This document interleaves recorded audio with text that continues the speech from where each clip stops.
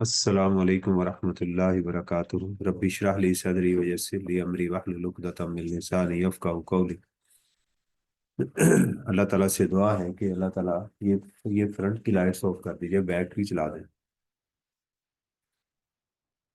वो पिछली चला दे बेशक।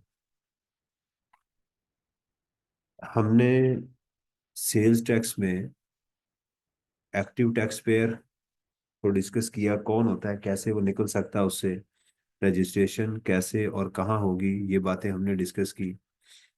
और किसी पर्सन की टेम्पररी रजिस्ट्रेशन कौन मैन्युफैक्चरर कैसे करवा सकता है, कब करवा सकता है, कितने टाइम में करवा सकता है सर। हाँ, जी जी बताएं। 2 मिनट के लिए जी जी।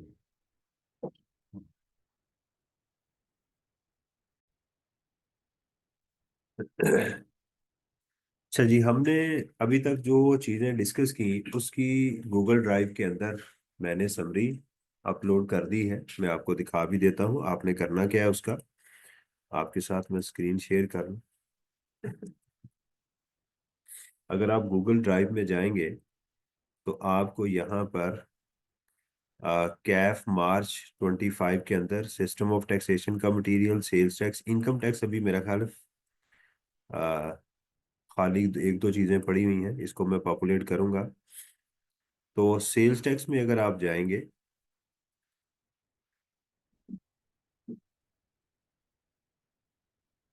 कलर पे क्लिक हो गया, सेल्स टैक्स, ये आपको सेल्स टैक्स की फाइल्स यहाँ पर मिलेंगी। खाम खा चीज़ों को आपने नहीं देखना, किताब चूंकि आपके पास मौजूद है, जहाँ ज़रूरत हो, जैसे डेफिनेशन है, ये डेफिनेशंस आपके पास मौजूद हैं। एमसीक्यूज, वो स्टूडेंट जो अभी स्टार्ट कर रहे हैं या अपने कॉन्सेप्ट को दोबारा रिविजिट करना चाहते हैं, वो इसके एमसीक्यूज को देख लें। अगर उनको कोई इशू आ रहा है, यानी कोई स्टूडेंट समझ रहा है कि न्यूमेरिकल अभी भी मेरे से हैंडल नहीं हो रहा, मुझे कुछ कंफ्यूजन हो रही है, तो वो इस एमसीक्यूज को देख लें। ठीक है, ये हार्ड रूल्स हैं, पूरी समरी है टोटल। ठीक है, इसमें फिर ब्रीफ एक्सरसाइजेज हैं, आप उसको दोबारा कर सकते हैं, उसका ये सोल्यूशन है।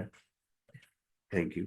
एडजस्टमेंट ऑफ इनपुट टैक्स, ये बड़ी इंपॉर्टेंट फाइल है, जो कि हार्ड रूल्स के अंदर भी मौजूद है, समरी के अंदर भी मौजूद है, लेकिन आप ये देखना चाहते हैं कि यार मुझे समझ नहीं आ रही कि कौन सा इनपुट अलाउ है और कौन सा अलाउ नहीं है, तो उसके लिए ये आपको फाइल आपकी हेल्प करेगी। ये तो आपकी किताब के इसमें चीज़ें मौजूद हैं। इसमें एक फाइल मैंने आज अपलोड की है थियोरेटिकल प्रोविजंस की, ये ठीक है, ये मैंने आज अपलोड की है। इसके अंदर ये जो आजकल हम डिस्कस कर रहे हैं ना थ्योरी का, एक्टिव टैक्स पेयर लिस्ट, वो वाली इसमें चीज़ें मौजूद हैं, वो मैं आपको पढ़ के सुनाता हूँ। ये मेरा एक स्टाइल होता था सीए में चीज़ों को याद करने का, तैयार करने का। ये वो तरीका है जिससे मैं 4 दफ़ा किताब को कम से कम रिवाइज कर लेता था। ठीक है, जैसे कि लिखा है ना एक्टिव टैक्स पेयर लिस्ट, तो मैं यहाँ what is meant by active tax payer list, यानी आप जब पढ़ें, आपने ये करना है कि इसके आगे पेन के साथ इसका प्रिंट लेके आगे लिख लेना पैरा नंबर 2 पॉइंट या 4.14, कि ये बात पेज नंबर 30, ताकि कल को जब ये शीट देखे तो आपको भूल जाए कि ये क्या चीज थी। तो बजाय दोबारा किताब को खंगालने से, पेज का नंबर लिखा होगा, आप डायरेक्ट वहां पहुंच जाएंगे।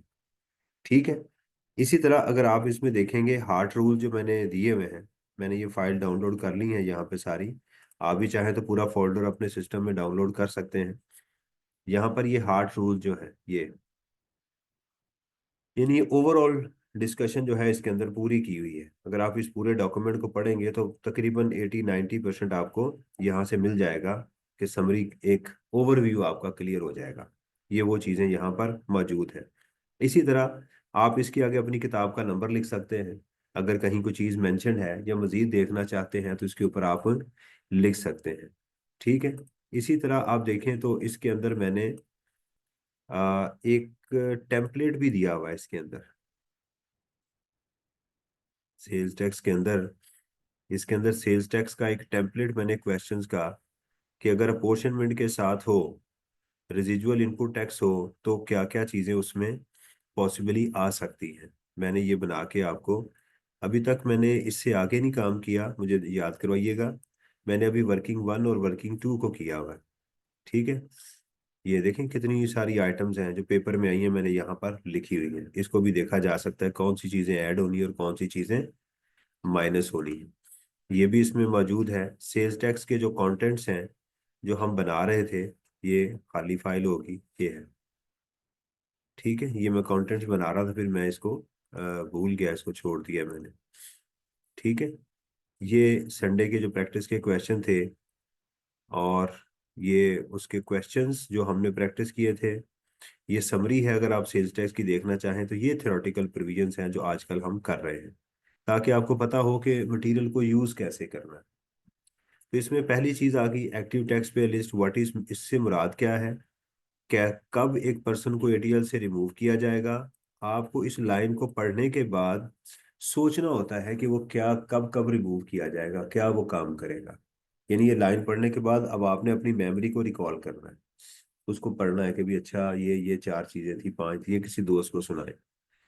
Consequences to be faced by any inactive tax payer. Inactive अगर होगा तो उसको क्या चीजें फेस करनी पड़ेंगी। अच्छा, ये मैंने बनाई है, आप इसमें कोई चीजें प्लस माइनस अपनी तरफ से कर सकते हैं, इसमें कोई इशू नहीं है।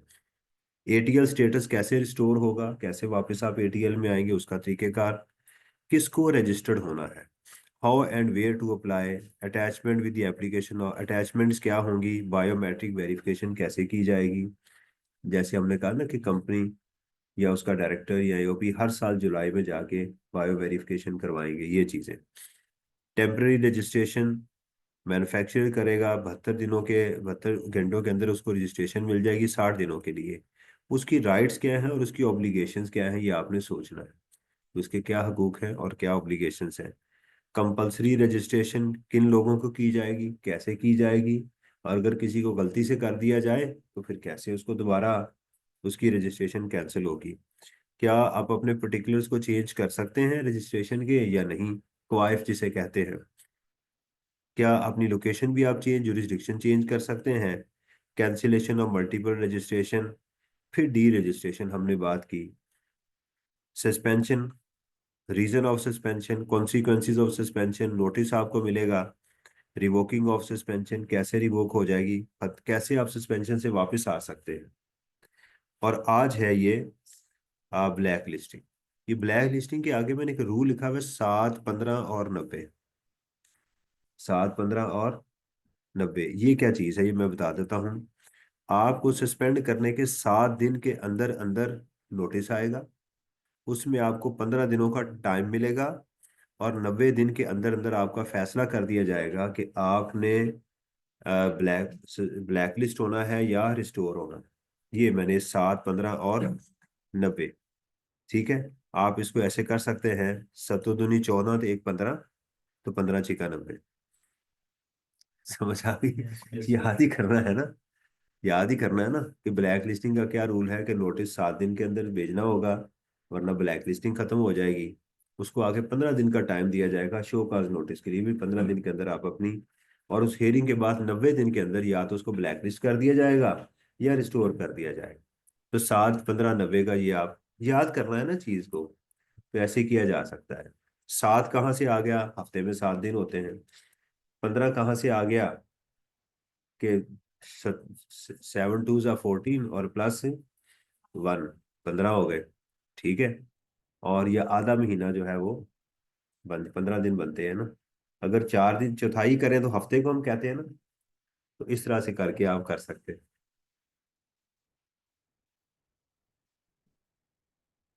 अच्छा जी, रीजन ऑफ, इसमें क्या क्या चीजें आज हम डिस्कस करने जा रहे हैं। क्यों ब्लैक लिस्ट किया जाएगा, क्योंकि ये पहले सस्पेंड था, इसने सस्पेंशन का हमें जवाब नहीं दिया, अब वो इसको सस्पेंड किया जाएगा। यानी ब्लैक लिस्टिंग की रीजन एक ही होती है जो सस्पेंशन में बता दी जाती है, अब दोबारा नहीं उसको बताया जाता। फिर दोबारा बार बार नहीं चीजें रिवाइज की जाती, उस नोटिस में लिखा होता है ऑब्वियसली कि हमने इस वजह से आपको ब्लैक लिस्ट किया है। ये ऑलरेडी वही सिचुएशन होती हैं जो सस्पेंशन से आ रही होती है। Time of notice for black listing, consequences of black listing, अगर आप ब्लैक लिस्ट हो जाएंगे तो उसके कॉन्सिक्वेंसेज क्या होंगे। Circulation of order of black listing, इस जब आपको ब्लैक लिस्ट कर दिया जाएगा तो ये ऑर्डर किन किन को भेजा जाएगा। Modification of suspension order by the chief commissioner inland revenue, क्या अगर आपको गलत किसी ने ब्लैक लिस्ट या सस्पेंड कर दिया तो आप चीफ कमिश्नर के पास अपना केस प्रेजेंट कर सकते हैं कि जी मैंने मुझे गलत किया गया है, मुझे दोबारा रिस्टोर किया जाए। तो ये हमारा आज का टॉपिक है, इसको हम चलते हैं डिस्कस करने के लिए। यही था।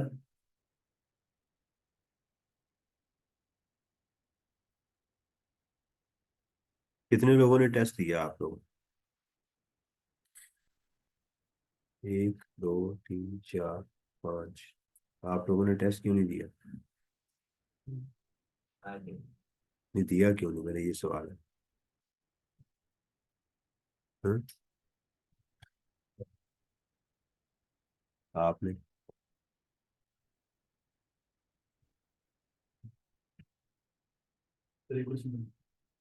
क्वेश्चन नहीं आता था? नहीं मैंने ये नहीं, मैंने कहा टेस्ट देना होता है आपने। टेस्ट नहीं करेंगे प्रॉब्लम होगी। जी, black listing and suspension of registration. ये बात याद रखें, ये कंटिन्यूएशन है, पीछे से चलती आ रही है। वेयर द कमिश्नर और FBR has reason to believe that a registered person is involved in tax fraud. Commissioner को या एफबीआर को ये पता चल, रीजन टू बिलीव यानी उनके नॉलेज में ये बात आ जाए, या इसको आप अंग्रेजी में लिख सकते हैं comes to the knowledge. Comes, पढ़ लिया था। ब्लैक लिस्टिंग से चलना था, वही मैं कह रहा था कि पढ़ा पढ़ा लग रहा है। ये है, ये नामा पॉइंट इसका आ गया। इन अब उसको बुलाया गया और वो आके उसने हाजिरी दे दी। तो in case the offence is confirm, जुर्म कंफर्म हो गया, the commissioner shall issue an appealable order. Appealable यानी इसके खिलाफ भी अपील हो सकती है। For black listing and shall proceed to legal and penal action, और उसके खिलाफ ये लीगल और पीनल एक्शन स्टार्ट कर देगा। द ऑर्डर शैल कंटेन, उसमें क्या होगा, रीजन क्यों आपको ब्लैक लिस्ट किया जा रहा है। सस्पेंशन में भी होता है, यहाँ जब फाइनल उसको निकाला गया तो वो चीजें दोबारा लिख दी गई। Time period for which any refund और input tax shall be inadmissible claimed by the blacklisted person or by his buyer on the basis of invoice issued by him। उसको टाइम फ्रेम बता दिया जाएगा भी ये लास्ट डेट है, तुम इस डेट तक रिफंड कर सकते हो या इनपुट क्लेम कर सकते हो, और वो इनवाइसेस जो तुमने इशू की हैं उस डेट तक लोगों को भी इनपुट मिल जाएगा, उसके बाद नहीं मिलेगा। और any recovery to be made, कितने पैसे तुमने देने हैं, या पेनल्टी टू बी इम्पोज, तो तुम्हारे ऊपर कितनी पेनल्टी लगेगी, ये चीजें इसमें लिख दी जाएंगी। The order of black listing shall be issued with in 90 days of the issuance of the notice. मैंने अभी 90 का रूल बताया ना। Of hearing, in case the order of black listing is not issued with in 90 days the suspension of registered person shall become void एब initio, खत्म हो जाएगी। देखिए दोबारा सुनिएगा, आपको सस्पेंड किया गया, इसके 7 दिन के अंदर अंदर आपको शो कॉज नोटिस देना है। अगर ये नोटिस नहीं गया तो आपकी सस्पेंशन खत्म हो जाएगी। आपको नोटिस चला गया, आपकी हेयरिंग शुरू हो गई, आप उसमें आ गए, अगर 90 दिन के अंदर अंदर, 90 दिन के अंदर अंदर आपको इसका फैसला ना किया गया, फैसला ना किया गया तो फिर भी आपकी सस्पेंशन खत्म कर दी जाएगी। यानी ये कमिश्नर की ऑब्लिगेशन है कि वो नोटिस भेजे और 90 दिन के अंदर इस केस को निपटा दे। अगर नहीं करेगा तो वो क्या होगा, वॉइड एब इनिशियो हो जाए। Copies of the order shall be endorse to the registered person. Endorse mean भेज दी जाएगी। एंडोर्स उसको जिसको ब्लैकलिस्ट किया गया है, and all the concern departments, concern mean जो भी इसमें इन्वॉल्व है। Copies of the order shall also be circulated along with a computer system generated list of the invoices issued by the blacklisted person, और उसके साथ computer में डाल दी जाएगी वो तमाम इनवाइसेस जो इसने इशू की हुई हैं, वो भी डाल दी जाएंगी। To all officer of inland revenue to enable them to disallow the input tax claim on the basis of invoices issued by the said blacklisted person। तो सिस्टम में डाल दी जाएगी, पूरे पाकिस्तान के अंदर जितने भी कमिश्नर हैं, अगर कहीं पर भी उसकी इनवॉइस यूज किसी और आरटीओ में, एलटीओ में यूज हुई है, तो उसको ब्लॉक कर दें, उसको कैंसिल कर दें। द चीफ कमिश्नर में, ये देखिएगा, अब अगली हायर इसको बोलेंगे अपैलेट अथॉरिटी। मैंने लफ्ज बार बार बोल रहा हूँ, अपैलेट अथॉरिटी। अपैलेट अथॉरिटी कौन सी होती है? अपैलेट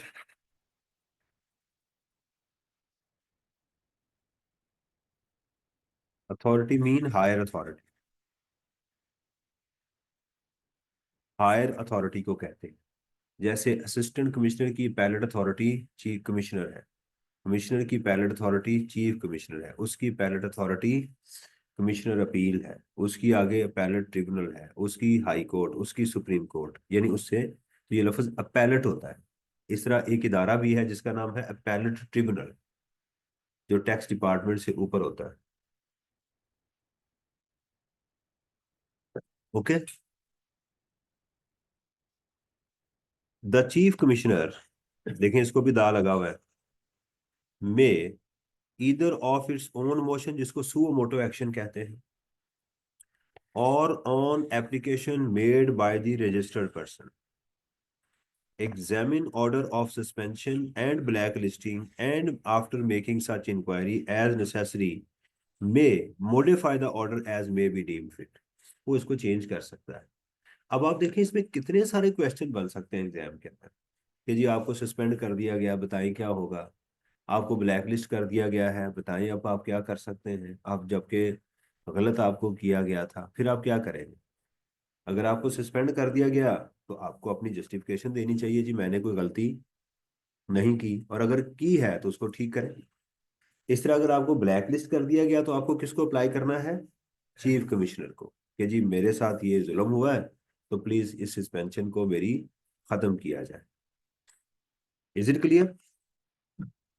तो आप देखें कि हमने यहां तक सारी चीजें ये करनी है। नोटिस अगर आपसे पूछूं रीजन ऑफ ब्लैक लिस्टिंग क्या है, वही आपने लिखनी है जो ऊपर सस्पेंशन की है। टैक्स फ्रॉड, ठीक है, available non availability of the person involving in the taxable fake issuance of invoices, वो सारी चीजें इसकी हो सकती हैं। ब्लैक लिस्टिंग का नोटिस कब आपने देना है उसको? ब्लैक लिस्टिंग का सस्पेंशन के नोटिस के अंदर ही लिख देना है कि भाई अगर इतने दिनों के अंदर तुमने इसका रिप्लाई ना किया, तो हम आपको ब्लैक लिस्ट कर देंगे। कॉन्सिक्वेंसी ऑफ ब्लैक लिस्टिंग, अगर आप ब्लैक लिस्ट हो गए तो आपके ऊपर क्या असरात मुरतब होंगे? क्या होंगे? क्या होंगे बताएं। आप टैक्सेबल गुड्स में डील नहीं कर सकते,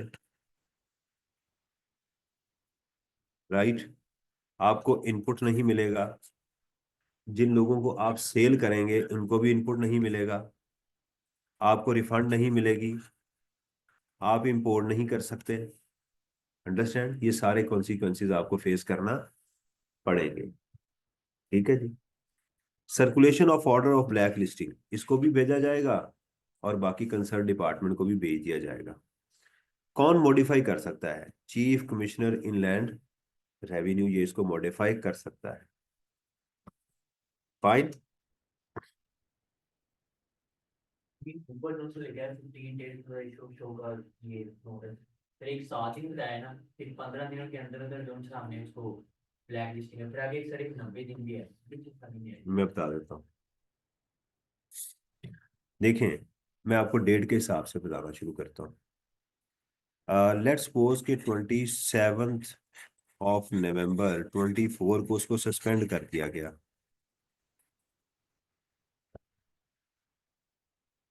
कमिश्नर को कितने दिनों के अंदर अंदर इसको शो काज नोटिस भेजना है? ये सस्पेंशन हुई है, उसका यूजर नेम पासवर्ड बंद कर दिया गया, 7 दिन, इसको निकाल दें। 28, 29, 30, राइट, यकम, 2, 3, 4, तो उसको ये मैक्सिमम नोटिस जो है 4 ऑफ दिसंबर 24 तक उसको नोटिस भेजना है। ये कमिश्नर की जिम्मेदारी है। ठीक हो गया? लेट्स सपोज के कमिश्नर उसको नोटिस भेज देता है 2 दिसंबर 24 को। ठीक है। अब इसके अंदर उसको 15 दिनों का टाइम दिया जाएगा। अब टाइम कहाँ तक चलेगा बताएं? 2 को निकाल दें, जिस दिन नोटिस मिला है, इससे आगे चले तो 17 बन जाएगी। तो 17 दिसंबर तक का इसके पास टाइम कम से कम होना चाहिए। इसको कहेगा जनाब इस डेट के अंदर अंदर तुम आ जाओ। आ गई। लेट्स सपोज कि वो बंदे ने आके 15 दिसंबर को हेयरिंग हुई, राइट। इसके बाद उसने 90 दिन के अंदर अंदर इसका फैसला करना है।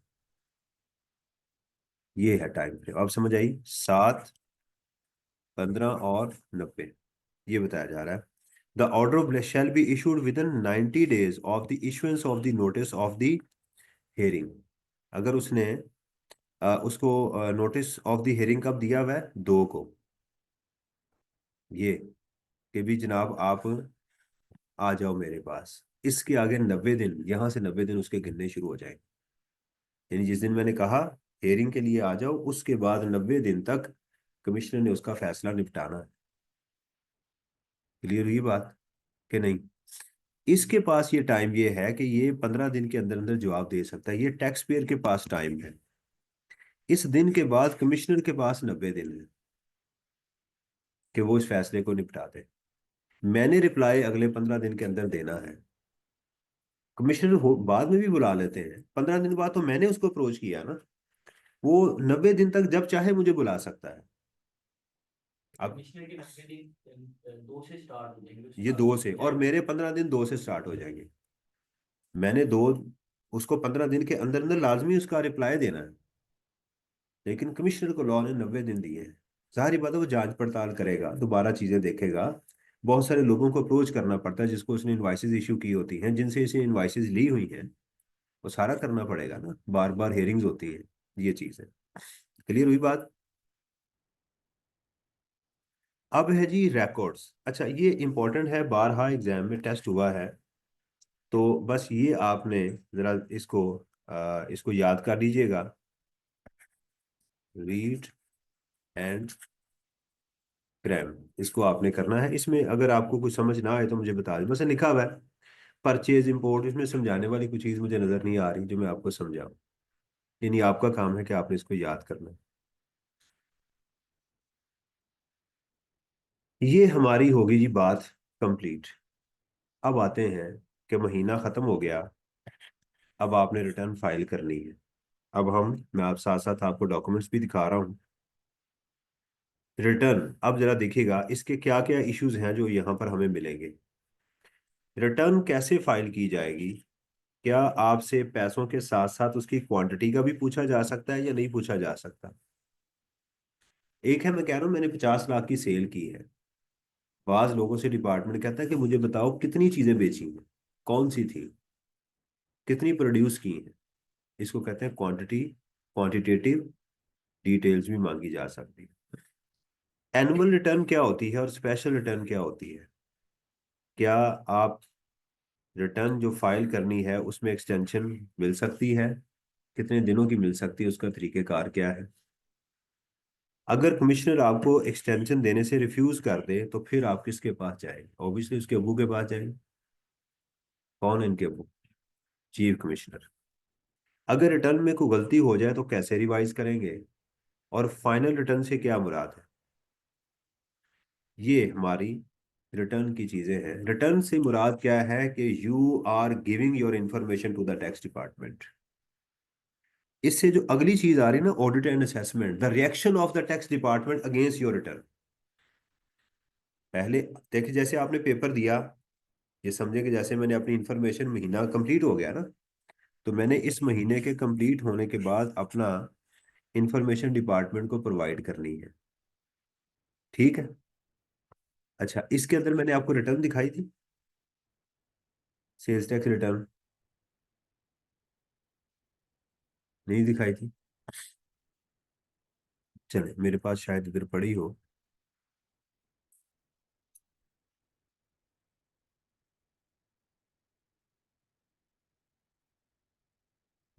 मैं देखूं, अगर मेरे पास सेल्स टैक्स रिटर्न की पड़ी हुई है ना तो मैं आपको दिखाता हूँ। मेरा ख्याल इधर नहीं पड़ी।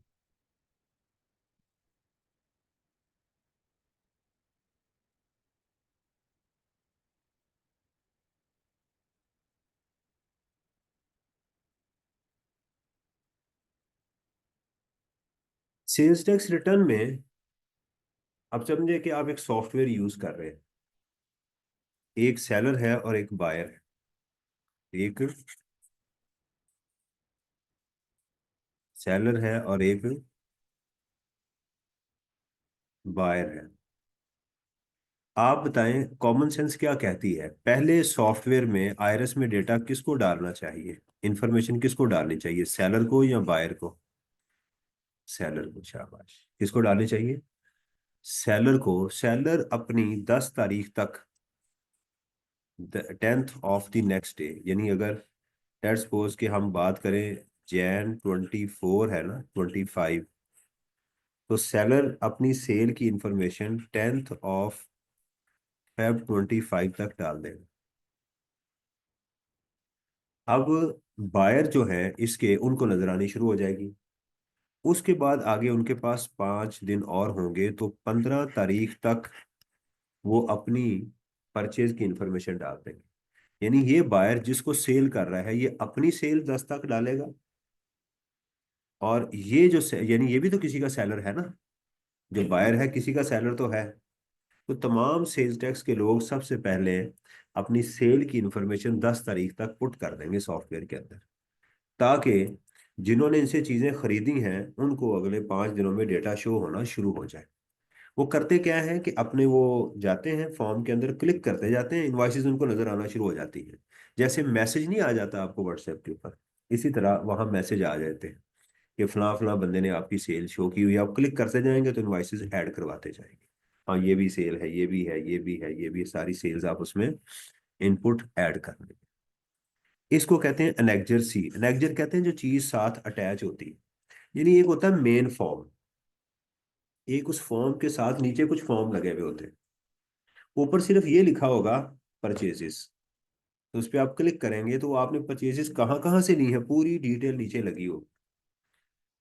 यानी ऐसा नहीं होता कि आपकी सारी परचेज ऊपर नजर आ रही है, सारी सेल्स ऊपर नजर आ रही है, बल्कि उनकी आगे जो फर्दर डिटेल होती है उसके नोट नीचे लगे हुए होते हैं। उसको अनेक्जर बोलते हैं। क्या बोलते हैं? अनेक्स कहते हैं चीज अटैच हुई हो। लोग मुलाजमों के लिए घर में अनेक्सी नहीं बनाते, कहते हैं हमारे घर में अनेक्सी है, उसमें मेरे मुलाजिम रहते हैं, छोटा सा कमरा होता है, उसको अनेक्सी बोलते हैं। तो अनेक्जर अटैच की हुई चीज, अनेक्स हुई चीज को अनेक्जर बोलते हैं। इसको उर्दू में लफ, आपको तो नहीं पता, आपने कभी काम ही नहीं ऐसा नहीं किया, तो पहले हम लिखते थे, गवर्नमेंट डिपार्टमेंट का लिखते थे कि लफ, क्या क्या चीजें मैंने अटैच की हुई है, मैंने इसके साथ रजिस्ट्री अटैच की है, अपने बिजली का बिल अटैच किया है, ये चीजें मैंने लफ की है। तो अनेक्जर सी जो है पहले बनाया जाता है सेलर का, और बायर अपना उसके बाद अनेक्जर ए जो है वो बनाता है। यानी आपसे पूछा जाए आपकी जो सेल होती है वो कहाँ होती है, वो कहाँ होती है? नेक्जर सी में। और परचेज कहाँ होती है? नेक्जर ए में। चलें, आप क्या कर रहे हैं? सीए। आप क्या कर रहे हैं? सीए। तो नेक्जर सी सेल और नेक्जर ए परचेज, ठीक है। और ये जो टैक्स जमा करवाने की लास्ट डेट होती है वो होती है 18 तारीख। ये आप भी वो काम करेंगे, याद रहेगा कि नहीं? थके हुए होते हो कि सुबह सुबह के टाइम में ठंड होती है, सीए कर रहे हो ना? सी सेल, फॉर्म ऐसे नहीं लिखाना। सी सेल 10 तारीख तक, और आगे उसके बाद ए परचेज, या आ समझ ले, आ भी तो पढ़ाते हैं ना, आ परचेज आती है ना, तो आ परचेज, परचेज आ गई, जैसे समझना चाहें। Every registered person is required to file monthly return electronically through FBR portal. इसका नाम क्या क्या बताया मैंने आपको? कंप्यूटराइज सिस्टम, आयरस पोर्टल, सारी सेम चीजें हैं। By the prescribe date of filing of return, वो क्या है प्रिस्क्राइब डेट्स मैंने बता दी आपको, 10, 15 और 18। A general due date of filing of return is 15 of the next month. हर महीने की अगली जो 15 तारीख होती है वो उसकी ड्यू डेट कहलाती है। However, in case where due date is 15th of the month, the tax due date shall be deposited by the 15th of the return and return shall be submitted by the 18 of the same month. मैं यहाँ गलत बता गया मैं पैसों की, बल्कि 15 तारीख तक आपने टैक्स जमा करवाना है, 18 तारीख तक आपने रिटर्न फाइल करनी होती है। यानी सेल परचेज का डेटा जमा करवा के फिर आपने उसके बाद क्या करना है, 15 तारीख तक अपनी सारी लाइबिलिटी डिस्चार्ज करें। लेकिन कहते नहीं है ये, 18 तारीख तक जिनकी भी रिटर्न आ जाती है उनको कोई पेनल्टी ये नहीं चार्ज करते। किसी को छेड़ना हो, पंगा लेना हो, तो फिर कानून दिखाया जाता है, कानून ये कहता है का जैसे भी होता है ना, हमारे भी तो ऐसे ही चलता है ना। तुम्हारे लिए कानून, वो कानून आ जाता है जी, तुमने कानून की पासदारी नहीं की। जब दूसरी पार्टी कहती है तुम कौन सी कानून की पासदारी कर रहे हो, नहीं नहीं वो छोड़े, वो तो वसी तर मुल्की मफाद की खातिर हम कर रहे हैं। हमने जो कानून को वायलेट किया वो किस लिए कर रहे हैं, वसी तर कौमी मफाद की खातिर हम आपको कर रहे हैं। वो कहते हैं ना, मेरा कुत्ता कुत्ता तुम्हारा कुत्ता टोमी, बोलते नहीं बोलते कि यार तुम्हारा कुत्ता जो है उसको तुम कहते हो ये टोमी है, मेरे कुत्ते को कुत्ता कहते हैं। यानी अपनी चीज जो है वो अच्छी है और मेरी वाली जो बुरी है, ऐसे ही है ना। तो ये है, tax shell be deposited in the national bank और एनी प्रिस्क्राइब पेमेंट चालान। आजकल जैज कैश, इजी पैसा, इजी पे वगैरह सबसे हो जाता है टैक्स आपका, चलो हर बैंक जी ले रहा है। शुक्र है अल्हम्दुलिल्लाह, इन बैंक से जान खसूड़ बाबे बैठे होते थे। आपने ये दौर नहीं देखा हमने जितनी जलालत इन लोगों से बर्दाश्त की हुई है,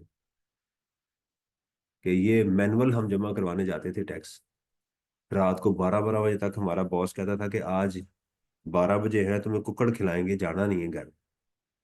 हमें कुकड़ से ज्यादा मुसीबत पड़ी होती कि कुछ कुकड़ों से मिलने हमने जाना है। तो हम लाइनों में खड़े होके, ये बैठे होते थे बाबे खजाब लगा के, एक रिटर्न लेनी हमसे, पैसे उसके जनाब, हाँ भाई चेक करना, फिर उनको गिनने, फिर नोट, मशीन तो होती नहीं थी, थूक लगा लगा के नोट इन्होंने चेक करने। मैं कहना यार हमने जाना है फर्म में वापस। ओ हाँ यार मैं कोई तुम्हारा मुलाजिम थोड़ी हूँ।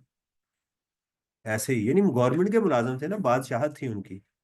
ये वो फिर सिफारिश के 4 फॉर्म भी आ रहे हैं, वो भी साथ करी जा रहे हैं, हमें भी लाइनों में लगाया हुआ है। लेकिन अल्लाह का शुक्र है कि इनसे खलासी हुई है।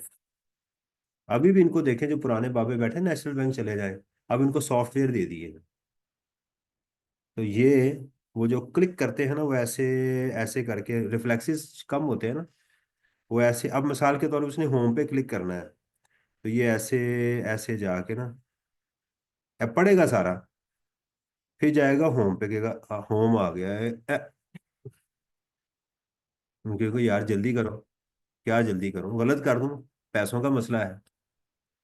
और फिर जनाब वो जाएगा, ये यहाँ पे। अल्लाह का शुक्र अल्हम्दुलिल्लाह, अल्लाह ताला ने इनसे जान छुड़वाई है। The date of payment in case of payment through cash और चेक, अगर आपने चेक जमा करवाया है ना, तो ये जहन में रखें कि 15 तारीख तक क्लियर हो जाना चाहिए। अगर आपने 18 को जाके डिपॉजिट करवाया और ये क्लियर हो रहा है 20 को, तो आपको पेनल्टी पड़ जाएगी, समझा। यानी जिस दिन एक्चुअल क्लियरेंस होगी ना उस दिन माना जाएगा। तो इसलिए आपने चेक या ड्राफ्ट या पे ऑर्डर जमा करवाते हुए एहतियात करनी है। ये मैं प्रोसीजर आपको बता चुका हूँ। A registered person shall enter the data electronically of his supplies on Annexure C and the data of debit or credit note in Annexure I। Debit credit note है Annexure I में डाल दें, by 10th of the month of the next following the tax period in the next month। ठीक है, जो महीना खत्म हो रहा है उसमें सी और आई, Annexure I और Annexure C। अगर आप एग्जाम में कंफ्यूज हो जाए कि ये क्या है, तो फिर इनका नाम मत लिखें, सेल्स लिखते हैं, the data of output shall be entered by the system, ये आप उसमें कर सकते हैं। This data shall be immediately available to the other parties in their purchase data. वो जाएंगे अपने परचेज डेटा में, नेक्स्ट ए में जाके उनको ये डेटा नजर आना शुरू हो जाएगा। And debit credit notes to be enabled them to claim input tax, ये पहला काम तो ये होगा। Data relating to purchase made from the unregistered person or from such a registered person as allowed by the FPR shall be entered manually in Annexure A। मसलन किसी unregistered से आपने चीजें परचेज की हैं तो उसको लिखना जरूर है, छोड़ नहीं देना। क्यों लिखना है बताएं मुझे। मैंने अनरजिस्टर्ड से परचेज की है, क्यों बताऊं मैं डिपार्टमेंट को? इनपुट तो नहीं मिल रहा ना, डिपार्टमेंट क्यों कह रहा है कि आप बताओ? बेटा कल को सेल तो करनी है ना, टैक्स तो देना ना डिपार्टमेंट को। मैंने इस महीने 10 करोड़ रुपए की परचेज कर ली है अनरजिस्टर्ड से, तो कहते कोई मसला नहीं है। सेल तो करनी ना, गुड्स तो टैक्सेबल है। जब सेल करूंगा डिपार्टमेंट को टैक्स देना है, इसलिए मुझे अपना सारा स्टॉक उसमें एंटर करना पड़ता है। अनरजिस्टर्ड की परचेज भी डालनी पड़ती है, तो मैनुअली डाल दें। आपने सेल की है अनरजिस्टर्ड को, वो भी मैनुअल डाल दें, परचेज की है तो वो भी मैनुअली एंटर कर दें। If a registered person's claim reduces his sales tax liability, such as input tax on the purchases, credit note issued by him respect of sales return, और increase in purchase value on account of any mistake, यानी अगर वो अपने input को बढ़ाना चाहता है या सेल्स को कम करना चाहता है। समझ आ रही है? And a discrepancy was found by the automated system of FPR। FPR उसे कहता है कि जो तुम इनवाइस शो कर रहे हो ये वाली इनपुट की, तुम्हारे सप्लायर ने ये इनवाइस नहीं डाली हुई। जो तुम क्रेडिट नोट इशू कर रहे हो सेल्स रिटर्न का, तुम्हारे जो कस्टमर है उसने इसका डेबिट नोट नहीं दिया हुआ, मुझे रेसिप्रोकल डॉक्यूमेंट नजर नहीं आ रहा। जिसको बोलते हैं डिस्क्रिपेंसी आ गई, कि आप तो क्लिक कर रहे हैं लेकिन चीज नजर। Then the said adjustment would be allowed to the registered person on provisional basis. हाँ, उसको आर्जी तौर पर सॉफ्टवेयर उन इनवाइसेस को हाईलाइट कर देगा कि भाई ये 3-4 इनवाइसेस ऐसी हैं जो मुझे सिस्टम में नजर नहीं आ रही, उसको परसू करो जाके कि वो इसको शो करे। मिल जाएगी आप, न्यूमेरिकल में नहीं करना आप, न्यूमेरिकल में खुद से ये काम आपने लॉ में लिखा हुआ है। नेक्स्ट मंथ में क्या होगा, मिसाल के तौर के ऊपर इस महीने आपने 1 लाख रुपए की इनवाइस डाली, लेकिन सप्लायर ने वो इनवाइस शो नहीं की हुई। वो आपका कर देगा, आपको उसको ले लेगा, लेकिन नीचे नोट में लिख देगा, आ जाएगा आपके पास नीचे रेड कलर में कि क्रेस्ट डिस्क्रिपेंसी आ गई। आप उस पर क्रेस्ट के फोल्डर पे जाएंगे तो वहां आ रहा होगा कि ये वाली जो इनवाइस है ना, ये अभी तक मेरे सिस्टम में सेलर ने नहीं डिक्लेयर की। आप उसे कहेंगे वो सेल इनवाइस डिक्लेयर करे। अगर तो अगले महीने उसने वो इनवाइस डाल दी, तो आप ऑटोमेटिकली सिस्टम उसको खत्म कर देगा, आपको आइंदा वो इनवाइस नजर डिस्क्रिपेंसी नजर नहीं आएगी। लेकिन अगर उसने अगले महीने भी ना किया, तो अगले महीने क्या होगा कि आप अपना आउटपुट माइनस इनपुट किया, लेट्स सपोज वो आ गया 5 लाख रुपया, तो आपको 6 लाख रुपया नजर आना शुरू हो जाएगा। आप कहेंगे मेरा तो 5 लाख बनता है, तो कहेगा ये 1 लाख रुपया वो पिछले महीने का जो तुमने अबू बकर से चीजें खरीदी थी, हमीद से खरीदी थी, वो आ गई, उसका अभी तक उसने टैक्स नहीं दिया, लिहाजा हम उसकी रिवर्सल डाल रहे हैं। ये काम होगा इसमें। And he would be given an opportunity of to contact and persuade.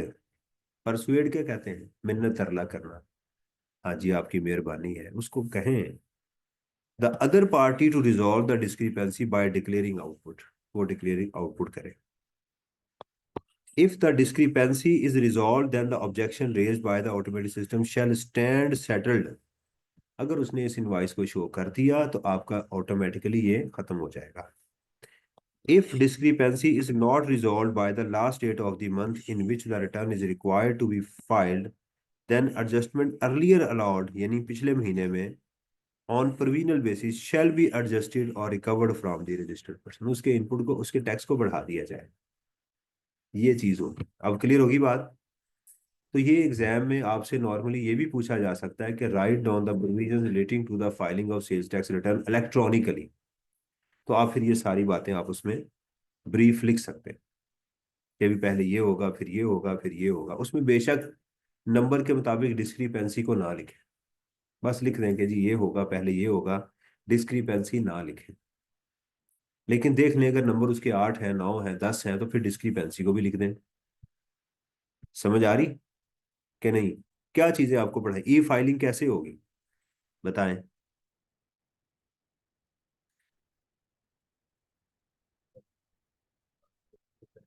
आप, हाँ बिल्कुल ठीक है, कि हर बंदा जो है, जो सेलर है, वो 10 तारीख तक लेक्चर सी में अपनी सेल शो करेगा, और debit credit note lecture I में शो करेगा। अगर आप इसको बना रहे तो ये सी आई ए बन जाता है। सी आई ए, सी आई ए हमारा डिपार्टमेंट है ना, कि अमेरिका का है? अमेरिकन है ये, हमारा ही हुआ ना, हम भी अमेरिकन ही हैं।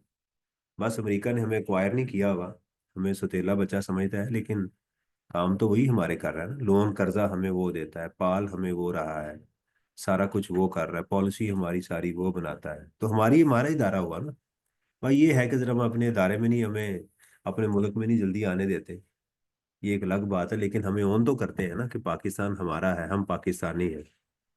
ये तो है ना। तो सी आई ए, तो ये सी और ए ये 10 तारीख तक, और ए उसके बाद आप 18 तारीख तक आप कर सकते हैं, 15 तारीख तक जमा करवा दें।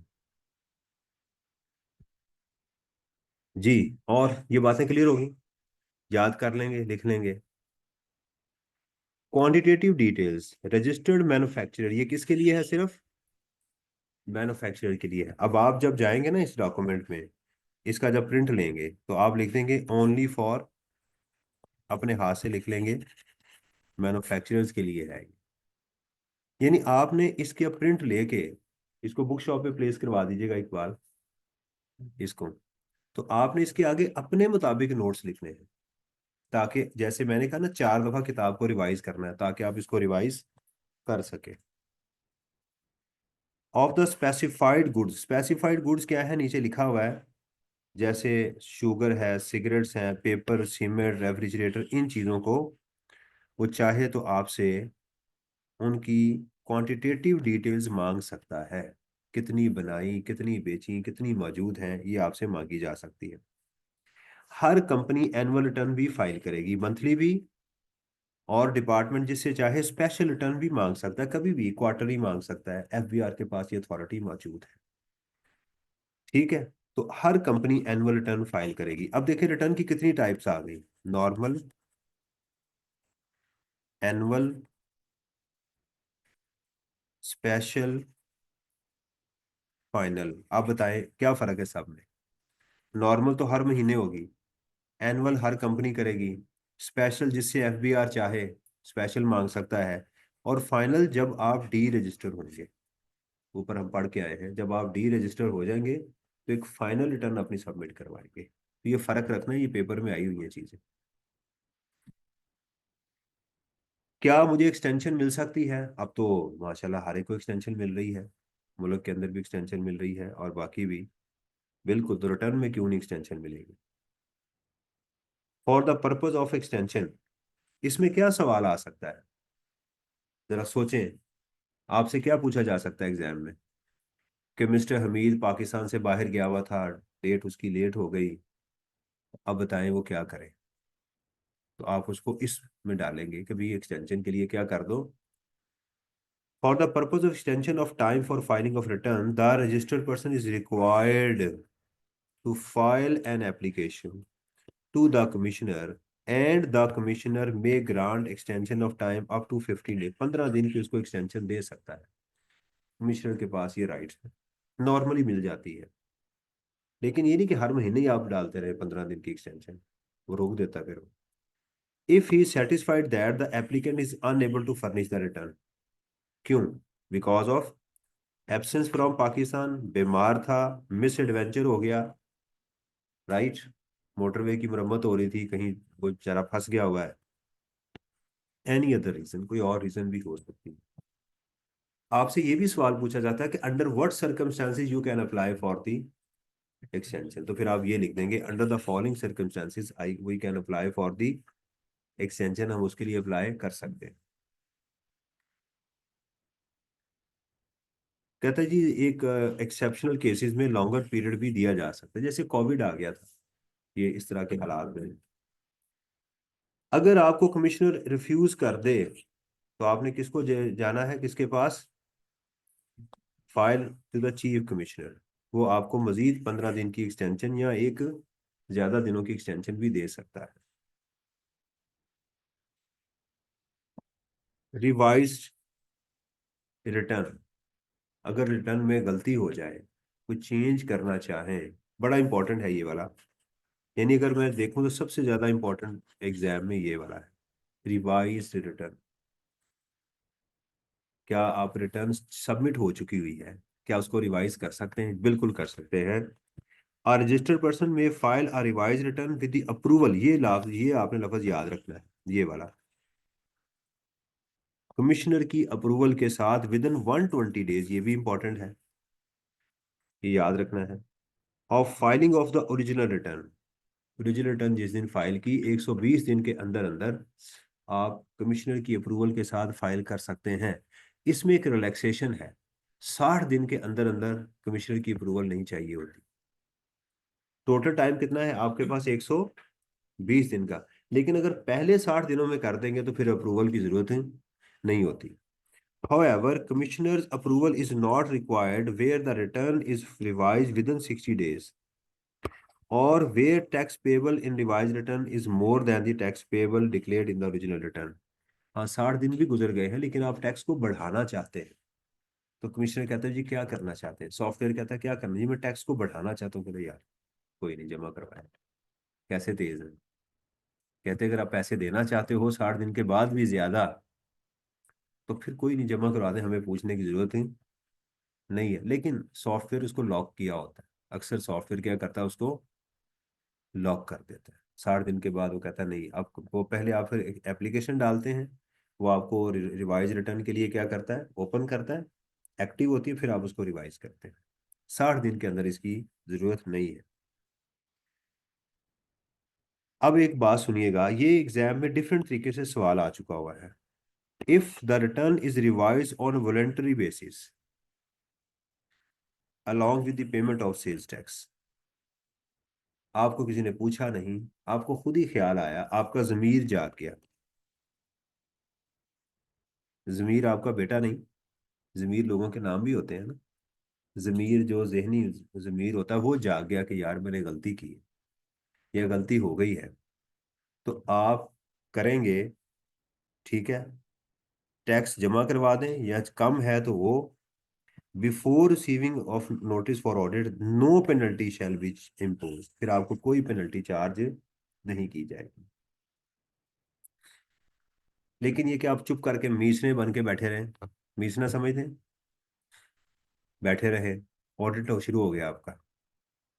अगर ऑडिट के दौरान उन्होंने पकड़ लिया तो फिर 25% पेनल्टी भी साथ पड़ जाएगी। मसलन उसकी अगर उस गलती की 10,000 रुपया पेनल्टी है ना, तो टैक्स तो देना ही देना है, तो 2,500 रुपया फिर आपको पेनल्टी भी अब पड़ेगी। आप फिर भी उसकी बात नहीं सुनते, कहते नहीं यार ये गलत कह रहे हैं आप। और अगर उन्होंने ऑफिस जाके नोटिस भेज दिया तो फिर 100% पेनल्टी आपको पड़ जाएगी, फिर आपको पूरा 10,000 रुपया देना पड़ेगा। तो ये एग्जाम में इस तरह से सवाल किया गया है कि आप रिवाइज रिटर्न में क्या रिलीफ ले सकते हैं, ठीक है, what kind of relief you can take from the division of return. तो उसमें आप ये बताएंगे कि before the show cause notice, before the audit 100% आपको पेनल्टी में रिलीफ है, ड्यूरिंग द ऑडिट 75% आपको रिलीफ है, और उसके बाद ये रिलीफ खत्म हो जाएगी। इस तरह से फाइनल रिटर्न क्या होती है, जब आप इसको करेंगे तो फिर आपकी डी रजिस्टर्ड होंगे तो फाइनल रिटर्न भी आपको जमा करवानी पड़ेगी। कल हम ऑडिट और असेसमेंट को करेंगे, इस तरह हमारा ये मॉड्यूल सेल्स टैक्स कंप्लीट होगा। ये कल हम इंशाल्लाह दोबारा आपको दिखा देता हूँ। ये ऑडिट एंड असेसमेंट में हमारे पास आएगी और ये चीज़ें हमारे पास अब इसकी बच गई, ठीक है। तो इंशाल्लाह ताला इसको भी हम कंप्लीट करेंगे। मेरी आप लोगों से ये रिक्वेस्ट है कि आप इसको याद करके तैयार करें, ठीक है, टेस्ट को प्रॉपर दें। जब हम कंप्लीट करेंगे तो फिर हम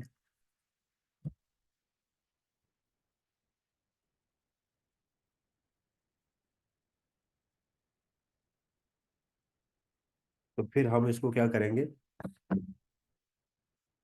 इसकी फिर थ्योरी की चीज़ें करेंगे, न्यूमेरिकल की है ना, उसकी भी प्रैक्टिस हमारी चलती रहेगी इंशाल्लाह। फिर साथ इसका हम थ्योरी का जो चैप्टर नंबर 24A है वो करें। फिर आपको अंदाजा होगा कि मैंने पढ़ा क्या है और मेरे से पूछा कैसे जा रहा है। क्या जैसे मैंने पढ़ा है क्या वैसे सवाल किया जा रहा है, और क्या मैं जो जवाब देने जा रहा हूँ वो ठीक है या नहीं है। ये जो होगा ना चैप्टर 24, ये आपका आधा सीए आपको बता देगा कि कैसे क्वालिफाई होना, सवाल को पढ़ा कैसे जाता है, थ्योरी को कैसे पढ़ा जाता है। समझ आ रही है ना। तो अल्हम्दुलिल्लाह पिछली दफ़ा भी हमारा रिजल्ट बड़ा अच्छा था, हमने ये सारे चैप्टर डिस्कस भी किए, सवालात भी हमने डिस्कस किए। तो मुझे ये क्वेश्चन नंबर 5, 6 और 7 इसकी गारंटी चाहिए कब तक, ट्यूसडे तक। कब तक चाहिए, आपने इसकी तैयारी करके रखनी, आपने मेक श्योर करना है कि आप उसमें क्वालिफाई करेंगे। ये आपका समझे आई कैप का एग्जाम है ट्यूसडे को, वो आपने क्वालिफाई करना है। समझ आ गई। सेल्स टैक्स और system of taxation question number 6, 7 और 8 होगा। मैं ज्यादा बड़ा पेपर बनाऊंगा, लेकिन आपके लिए एग्जाम में ऑब्वियसली 3 क्वेश्चन होंगे, कम से कम पांचवा भी बाज आ जाता है, लेकिन नॉर्मली 5, 6, 7 और 8 क्वेश्चन ये आपके एग्जाम में इंशाल्लाह। आपने समझना है कि मार्च में रोजा रख के आइएगा ताकि आपको प्रैक्टिस हो कि रोजे में होना है पेपर, तो उस हालत में मैं कैसा फील करूँ। ठीक है, इंशाल्लाह आपसे कल मुलाकात होगी। अल्लाह।